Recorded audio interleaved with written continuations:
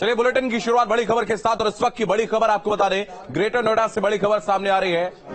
रवि काना और काजल झा को आपको बता दें 14 दिन की न्यायिक हिरासत में भेजा गया है। सूरजपुर कोर्ट ने 14 दिन की न्यायिक हिरासत में भेजा है। तो दोनों को थाईलैंड से भारत डिपोर्ट किया गया था। सोमवार को कोर्ट से रिमांड मांगेगी ग्रेटर नोएडा पुलिस। तो रवि नागर और काजल झा से पुलिस की पूछताछ में दोनों ने कई राज उगले। रवि से 50 और काजल से 47 सवाल पूछे गए। तो कई सफेदपोश और ब्यूरोक्रेट्स के नामों का खुलासा संभव। ग्रेटर नोएडा का कुख्यात स्क्रैप माफिया है रवि काना।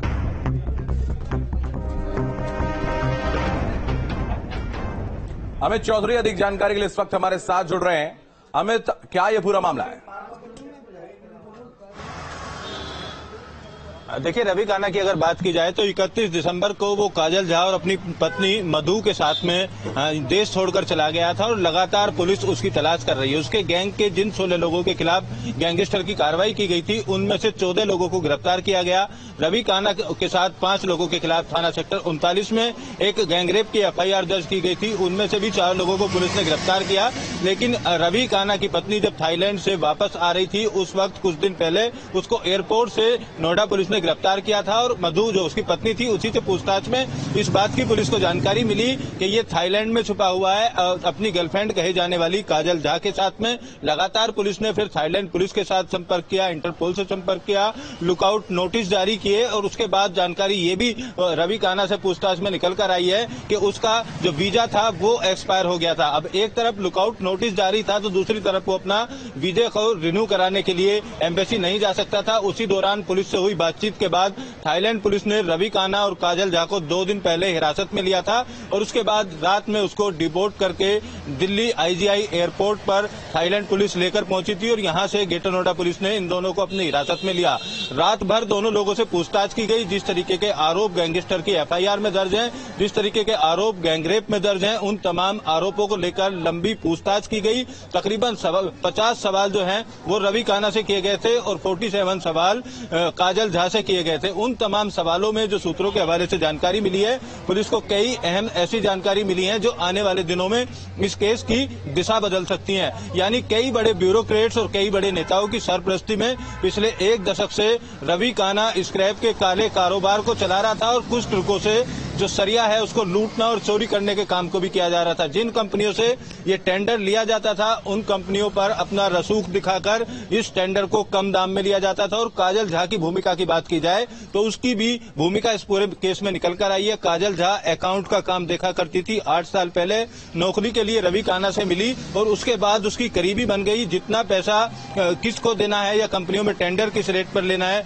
उस पैसे के पूरे हिसाब को तमाम कंपनियों को काजल झा संभाला करती थी। लिहाजा उसका विश्वास पात्र बनी और दिल्ली के न्यू फ्रेंड्स कॉलोनी में रवि काना ने काजल झा को 80 करोड़ रुपए की कोठी भी गिफ्ट की थी। उसको भी पुलिस ने सीज किया है। अभी तक की कार्रवाई की बात की जाए तो पुलिस ने इस पूरे मामले में गैंगरेप के तमाम 5 आरोपियों को गिरफ्तार कर लिया है। गैंगस्टर की धाराओं में जो 16 लोग नामजद थे, उनको गिरफ्तार कर लिया है और 250 करोड़ रुपए की जो संपत्ति है अभी तक सीज की जा चुकी है। इसके अलावा अन्य संपत्ति को लेकर भी पुलिस इस बात की पड़ताल कर रही है कि कई संपत्ति ऐसी हो सकती है जो रवि काना द्वारा बेनामी नाम पर रिमांड मांगेगी।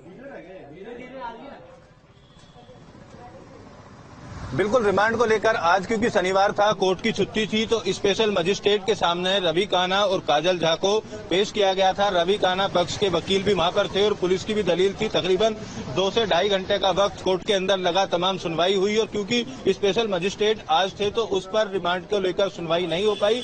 रिमांड को लेकर गैंगस्टर कोर्ट में अब सोमवार को सुनवाई होगी। हालांकि आज नोएडा पुलिस की तरफ से रिमांड के लिए अर्जी जरूर दाखिल की गई थी। 7 दिन की रिमांड नोएडा पुलिस इन दोनों की लेना चाहती है ताकि जितने आरोप और जो सबूत रवि काना से जुड़े हुए पुलिस के हाथ मिले हैं, जो उसके साथी जो गिरफ्तार हुए हैं, उसके बारे में पूछताछ की जा सके और जो लोग इनको संरक्षण दिया करते थे उन लोगों के बारे में जानकारी हो सके। हालांकि सूत्र इस बात की पूरी जानकारी दे रहे हैं कि कई बड़े लोगों के नाम, कई बड़े अधिकारियों के नाम रात की पूछताछ में रवि काना द्वारा बताए गए। दूसरी तरफ पुलिस इसकी सुरक्षा को लेकर भी अलर्ट नजर आई। तमाम जो पुलिसकर्मी थे भारी सुरक्षा के बीच ले जाया गया क्योंकि पिछले दिनों जब रवि काना के भाई की हत्या हुई थी हरिंदर प्रधान की, तो उस हत्या के पीछे सुंदर भाटी का नाम सामने आया था। सुंदर भाटी से रवि काना द्वारा जान का खतरा बताया गया, इस तरीके की एप्लीकेशन दी गई थी। तो लिहाजा पूरी सुरक्षा के बीच कोर्ट में पेश किया गया और पूरी सुरक्षा के बीच अब जो ग्रेटर नोएडा की लुक्सर जेल है वहां पर रवि काना को ले जाया गया है। अब अगले 14 दिन तक जेल में बंद रहेगा। सोमवार को देखना होगा